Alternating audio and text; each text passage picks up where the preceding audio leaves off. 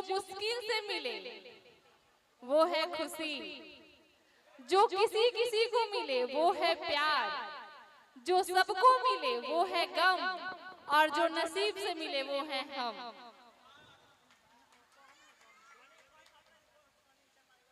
हाँ हाँ ठीक है। सभी लोग थोड़ा जल्दी कीजिएगा, थोड़ा जल्दी कीजिए, आप लोग बहुत टाइम लगा देते हैं, इधर विलम्ब हो रहा है।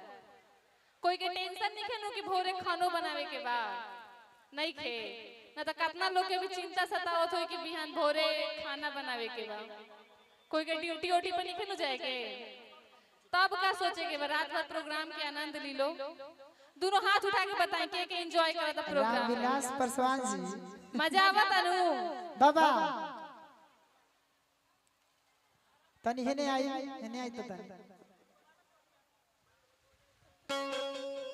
तनी कमे रखी रही है।